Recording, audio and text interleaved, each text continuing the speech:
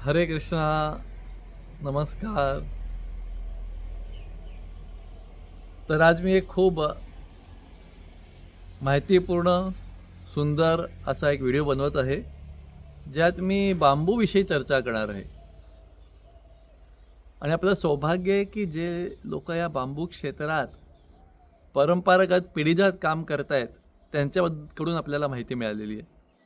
मी जी सांगत आहे ती काही दिवसांपूर्वी 14 ऑक्टोबरला 2025 मी आणि बाटूचे 3-4 मुलं मुली ह्या ठिकाणी गेलो होतो. आमच्या बाटू लोणेरे कॉलेजपासून एक 20 किलोमीटर लांबच आहे. डोंगरली बांबू नर्सरी. बांबू नर्सरी नावावर जाऊ नका, कारण का सहसा नर्सरी म्हटलं की आपण ज्या नर्सरीतनं रोपं आणतो त्यातले मॅक्झिमम लोक काय करत असतात, नर्सऱ्या फक्त रोपं विकत असतात, रोपं विकत घेत असतात आणि ते विकत असतात. They are traders. ते रोपं बनवत नसतात आणि त्यांना प्रत्येक झाडाविषयी एवढं डीप माहिती नसते. तर त्यांची चूक नाही, तो पण एक महत्त्वाचा रोल करतायत समाजात. पण आम्ही तिथे गेलो होतो, ते बांबूची रोपं बनवतात नवीन. आणि दुसरा मुद्दा, त्यांचा बांबू क्षेत्रात 20 वर्ष अभ्यास आहे. श्रीमान आनंद पत्की आणि दया पत्की आणि त्यांचे वडील त्यांच्या अजून 20 वर्ष, म्हणजे टोटल त्यांच्याकडे अशा पिढ्यांपासून त्यांच्याकडे हा ज्ञान प्राप्त आहे. त्यांनी काही पुस्तकं पण लिहिलेली आहेत, बारीक पुस्तकं या विषयावर. मी हा व्हिडिओ का बनवतो हे स्पष्ट करतो. 5 मुद्दे आहेत. एक, जे शेतकरी आहेत ज्यांच्याकडे जमीन आहे आणि जिथे त्यांची मूळ शेतीची जमिनीवर बांबू लागवड करावी अशा सहसा आम्ही प्रोत्साहित करत नाही, पण अशी एक्स्ट्रा जमीन असते साईडला, तर त्याच्यावर बांबू लागवड करावी. पण आज लोकांना वाटतंय की बांबू लागवडमध्ये अर्थार्जन नाही आहे, काही चुकीमुळे तसं वाटतंय. तर बांबू लागवडसुद्धा आर्थिकदृष्ट्या आपल्याला फायदेशीर आहे, हे समजून सांगायला हे व्हिडिओ बनवत आहे. आर्थिकदृष्ट्या फायदेशीर प्रकारे बांबू लागवड करताना आपण काही चुका करतो, त्या चुकांबद्दल चर्चा करणार आहे. भारत देशात उपलब्ध असलेल्या वेगवेगळ्या बांबूंच्या प्रजातींबद्दल थोडीशी माहिती असणार आहे.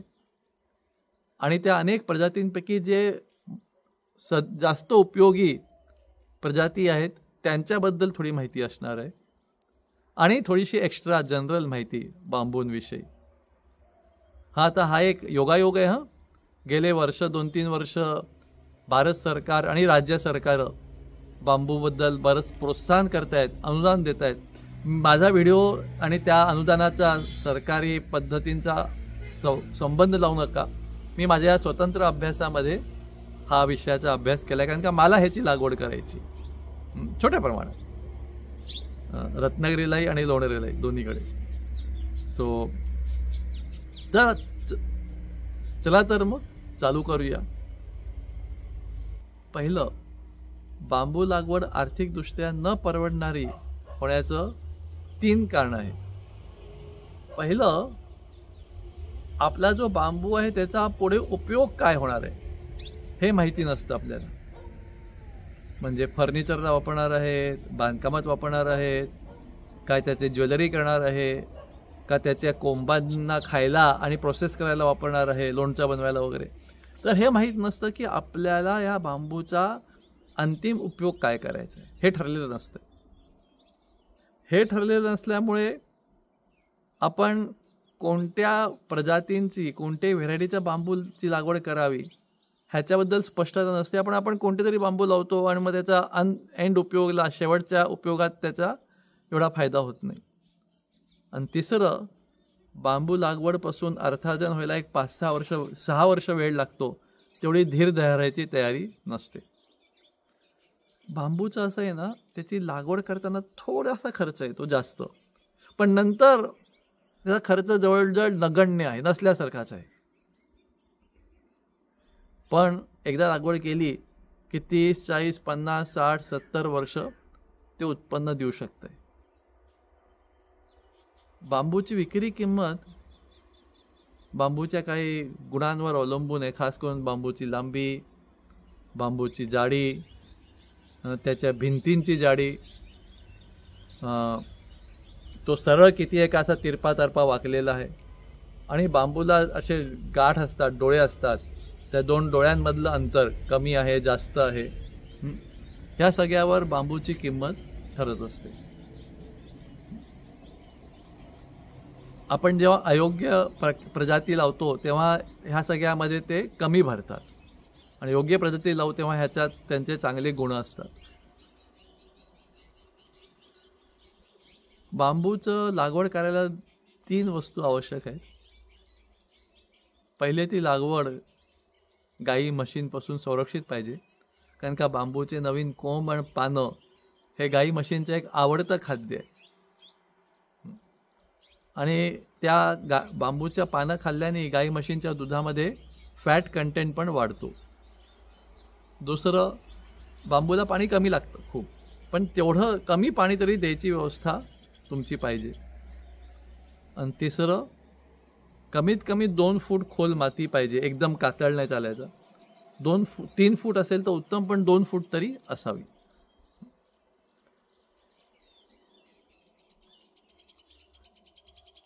भारतामध्ये जगामध्ये बांबूचे 1500 पेक्षा जास्त उपयोग आहेत.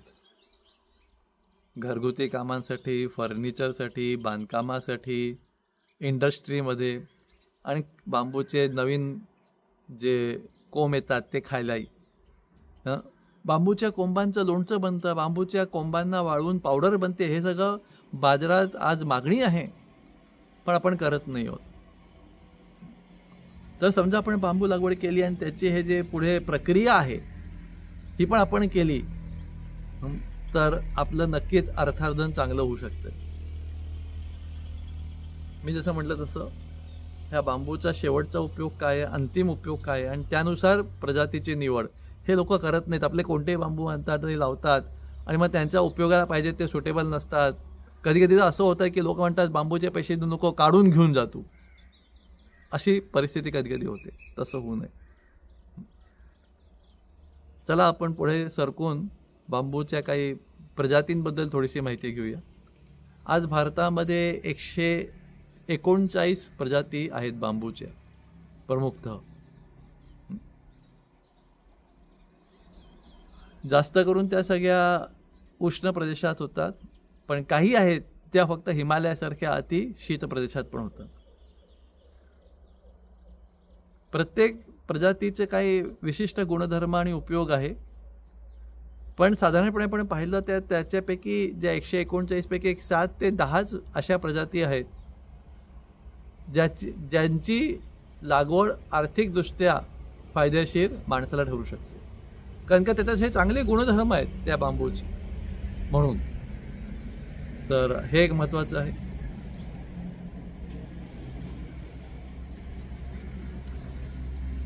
बांबूच्या बेटापासून साधारणपणे पावसाळा सुरू झाल्यावर काही वेळाने नवीन कोंब येतात. निसर्गाच्या नियमाप्रमाणे निसर्ग कायम जास्तच बनवतो.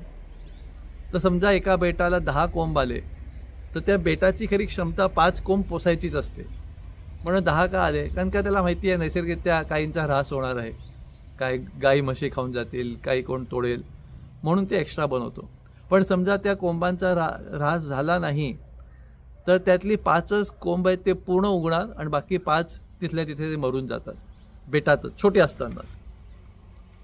साधारणपणे बांबूचं कोंब आल्यापासून त्याची पूर्ण उंची 60 दिवसात प्राप्त होते. 60 दिवसानंतर तो थोडा जाड होतो आणि परिपक्व होतो, सुखा होतो, म्हणजे तो टिकतो जास्त. म्हणून बांबूचे कोंब आल्यानंतर मोठा झाल्यावर 3 वर्षांनी तो कापायचा असतो कमीत कमी, म्हणजे तो टिकाऊ असतो, अनेक वर्ष टिकू शकतो. अधिक आपला तो कोवळा होईल, त्याला कीड लागेल, त्याची पावडर पडेल, हे सगळे प्रकार जे होतात. तर बांबूचे अनेक प्रजाती आहेत.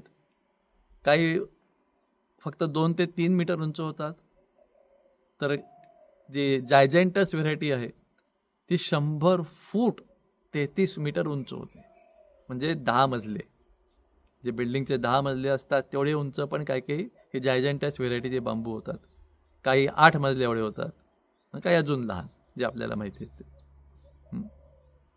एक बांबूची व्हेरायटी आहे ती काही खूप उंच होत नाही, ती जाडही होत नाही, साधारणपणे बोटा एवढी किंवा अंगठ्या एवढी असते. त्याला इंग्लिशमध्ये म्हणतात एडोनेक्स, बोरा पण म्हणतात. त्या बांबूपासून बाण बनवायचे, धनुष्यबाणातले बाण. आणि त्या बांबूपासून पहिले बघा लेखणी आणि शाई होती, शाईमध्ये बुडवून लेखणीने लिहायचे, तर त्या बांबूपासून लेखणी बनवायची. आपण पाहतो साधारणपणे शिवाजी महाराजांचे जे काही किल्ले आहेत त्याच्या आजूबाजूला तुम्हाला हे बोरा किंवा डोनेक्स व्हेरायटीचे बांबू उगलेले दिसतात आपोआप रानात. आता हा पुढे आमचा काय आकलन आहे, ह्याचा काही पुरावा नाही अजून, की शिवाजी महाराजांच्या किल्ल्यांमध्ये दफ्तरांमध्ये हे लेखण्या लागत असणार, तर दरवेळी कुठनं ते बांबू लांबून आणणार, म्हणून जवळजवळ प्रत्येक किल्ल्यात त्यांनी त्याची छोटी छोटी लागवड केली असेल थोडी थोडी. अर्थात किल्ल्यांचा उपयोग संपल्यावर त्या लागवडीकडे लक्ष दिलं गेलं नाही, पण आपोआप निसर्गामध्ये ती लागवड आणि त्यांचे नवीन नवीन बांबू अजूनही आपल्याला बऱ्याचशा शिवाजी महाराजांच्या किल्ल्यात उगताना दिसतात. काही बांबू खूप हलकी असतात, म्हणजे 2 बोटांमध्ये तुम्ही 20 फुटी बांबू उचलू शकता. अर्थात त्याची ताकद थोडी कमी असते, एकदम काय नाजूक नसतात तेही, पण थोडी ताकद कमी असते. काही बांबूंचे जे कोंब आहेत ते खूप चवदार असतात, चविष्ट असतात. काही बांबू आहेत ते वाऱ्यापासून संरक्षण करायला कामाला जास्त चांगले येतात. काही बांबू काटेरी आहेत, काटे कडक, त्याला काढणं तोडणं कठीण आहे खूप, काटे खूप असतात, फांद्या असतात, गुंतलेले असतात. पण त्या बांबूला काही काही उपयोग त्याचे आहेत की त्याचे कीड वगैरे खूप कमी लागते, खूप अनेक वर्ष ते बांबू टिकून राहतात. साधारणपणे प्रत्येक बांबूचा जो पाला आहे आणि कोंब आहेत ते गाई म्हशींना आवडतात, आणि त्या पाल्याने त्या गाई म्हशींच्या दुधातले फॅट कंटेंट पण वाढत असतो. आता आपण काही बांबू ज्या फायद्याचे आहेत, ज्या जास्त आपण लागवड केली पाहिजे, मी सगळ्या नाही त्यातल्या काही प्रजातींची तुम्हाला ओळख करून देत आहे, आपण पाहूया.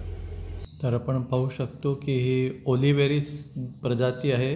ह्याचं बेटमध्ये बांबू खूप घट्ट असतात चिटकून आणि सरळ उंच वाढतात. सहसा या प्रजाती वेडीवाकडी वाढत नाही, ओलिव्हेरी. आणि हे काळे बांबू आहे, हे विशेष असे आहेत की जेव्हा अपरिपक्व असतात, हे बघा हे काळा रंग आहे, अपरिपक्व असतात तेव्हा हिरवे असतात आणि 3 वर्षांनी परिपक्व झाले की काळे बनतात. त्याचा नैसर्गिक रंग काळा आहे. आणि फर्निचर बनवताना ह्या बांबूची विशेष मागणी असते, कारण का ह्याचा नैसर्गिक रंगच सुंदर रंग आहे, आकर्षक. तर हे काळे बांबू फर्निचर करता वापरू शकतात. आणि ही एक सर्वात मोठी प्रजाती जायजँटस, हे बघा पाहू शकता. आत्ताच हा बांबू एक 8 इंच रुंद आहे, साधारणपणे 10 इंचापर्यंत त्याची जाडी होते आणि उंची जी आहे ती 100 फुटापर्यंत जाऊ शकते, 10 मजले. तर हा जायजँटस प्रजाती आहे. तर आपण पाहू शकतो ही अजून एक प्रजाती आहे, ह्याचं नाव आहे लॉन्जिपॅथस. हे उंच जातात थोडे ओलिव्हेरीपेक्षा, साधारणपणे सरळ असतात, थोडेसे वक्र आहेत. पण पाहतो ह्याची विशेषता अशी आहे की हे जे 2 गाठींमधलं अंतर आहे ह्याचं खूप जास्त असते आणि काही ठिकाणी ह्याचा विशेष उपयोग असतो जिथे गाठींमधलं अंतर जास्त पाहिजे असते बांबूचं. आणि ही एक प्रजाती आहे पॉलीमार्फा, ही पण लागवडीकरता खूप चांगली योग्य आहे. ही उंच असते. ह्याची ओळख विशेष अशी आहे की हे जे पर्णिका असते बांबूची, ती एक विशेष आकाराची असते, मुकुटसारखा तिचा आकार असतो आणि बाजूला 2 पंखासारखे असतात, एक पंख थोडा मोठा एक छोटा. हे निघत नाही आता एखाद पर्णिका, बघू इथेच निघते का. ही बघा ही पर्णिका निघाली. हे मुकुटसारखा आकार आहे, बाजूला 2 पंख आहेत, एक मोठा एक छोटा, आणि त्या पंखांवर केसांसारखे आलेलं असतं. तर ही याची ओळख आहे. आणि हे आहेत बांबूचे कोळे कोंब. हे कोंब खूप पौष्टिक असतात आणि आपण याचं लोणचं बनवू शकतो, वाळवून विकू शकतो. तर हे कोंब खायला उपयोगी आहे. ही माहिती झाल्यावर आपल्याला 2च माहिती अजून मी देणार आहे. एक, बांबूंचा फुलोरा, बांबू फुलावर कधी येतात, त्यांच्यात फुलं कधी धरतात, आणि दुसरं कशा प्रकारे बांबूंचं आपण वाढ करू शकतो, म्हणजे नवीन बांबूंचे रोपं बनवू शकतो. तर बांबूंच्या अनेक प्रजातींमध्ये साधारणपणे, अर्थात काही काही प्रजातींमध्ये 1, 2 अशा वेगवेगळ्या प्रकारचे फ्लोराचे प्रकार दिसतात. एकाला म्हणतात आयुष्यात एकदाच होणारा, इंग्लिशमध्ये त्याला म्हणतात ग्रेगॅरियस फ्लॉवरिंग. म्हणजे प्रजातीनुसार साधारणपणे 30 ते 90 वर्षात एकदा फुलं येतात त्या बांबूच्या रोपाला, 30 ते 90 वर्षात. आणि मग त्यांच्या बिया बनतात आणि त्यानंतर ते बांबूचं बेट मरतं. आणि नुसतं ते एक बेट नाही, जेव्हा ही अशी फुलं येतात ना, ती संपूर्ण जिल्हाभर, तालुकाभर किंवा त्याहीपेक्षा मोठ्या क्षेत्रात त्या जे प्रजातीचे बांबू आहेत त्या सगळ्यांना एकावेळी येतात. सर्वत्र, सर्व दूर त्या प्रजातीच्या बांबूंना एकाच वेळी फुलं येतात. आणि त्यानंतर ती सगळी बेटं मरतात आणि त्यानंतर त्या नवीन बियांपासून मग परत बांबू येतात त्या प्रजातीचे. एकला म्हणतात स्पोरॅडिक फ्लॉवरिंग, म्हणजे चुकून माकूनच एखाद्या बेटाला फुलं येतात आणि मग ते बेट मरतंय, किंवा बेटामधील 1-2 बांबूलाच फुलं येतात कधीतरी अचानक, अदनमधनं एखादा. आता काही काही प्रजातींना असं होतही नाही, पण काही काही प्रजातींना होतं.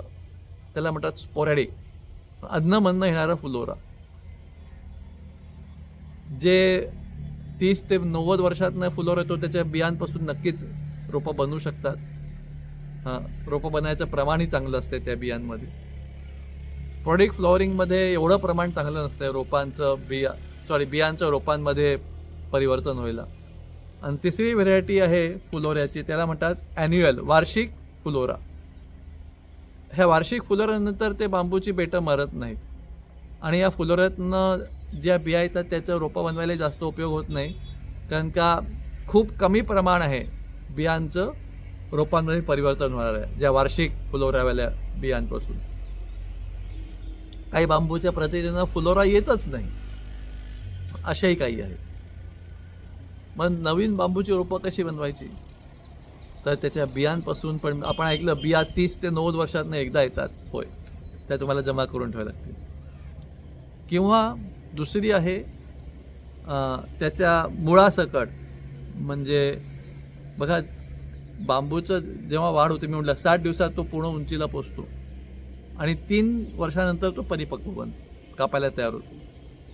पण पहिल्या किंवा दुसऱ्या वर्षाच्या मध्ये आपण हे अपरिपक्व बांबू त्याच्या मुळासकट, खाली कंद असतो, मूळ नाही, कंदासकट वेगळा काढला आणि मग तो बांबू 2 फुटावर छाटून द्यायच्या अंदाजाने, मग तो परत वाढ होत नाही.